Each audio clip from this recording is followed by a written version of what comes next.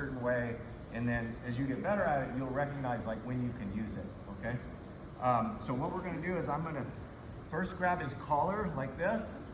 I'm gonna go to my active toes. I keep my head and shoulders up and a little bit forward, okay? I don't wanna be way forward, and I definitely, yeah, because then he can pull me down too easy, but I definitely don't wanna be way back either, because then he can sit up, yeah, now I'm in trouble, he's gonna push me backwards, right? So I'm a little bit forward. I'm going to bring my toes up for this one.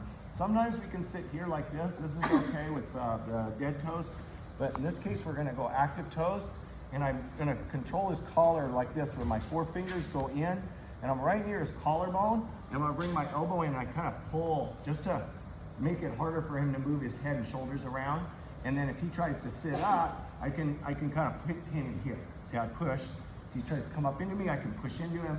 And otherwise, I'm just holding this here. My elbow's in. I don't want my elbow out, but in, okay? As I am doing that, I'm gonna stay square to him, pointing this way, so I don't wanna turn like this.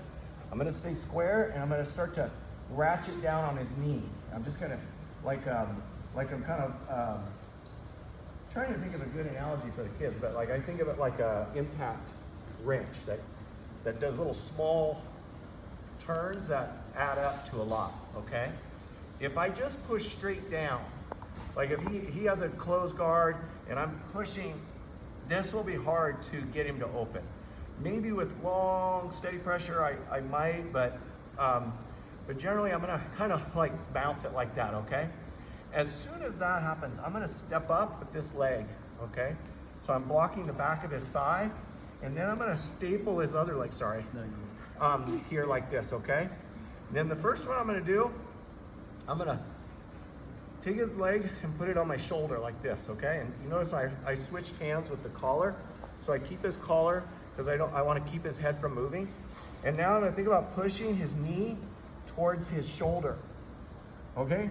Now I'm not trying to hurt him, but I don't want to give him any space, okay? If I give him space, he'll get out of this. So the idea is I come across here, and I'm just slowly pass by, and my weight is on him the whole time, okay? And this works even if you're small and you're doing this on a bigger person. It's a lot of pressure, even in that case, okay? So I get my collar here, my elbow's in, my posture is slightly forward, my head and shoulders up. I can keep my gaze on the horizon, just so if I look down, it makes my head want to come down, so I'll stay here.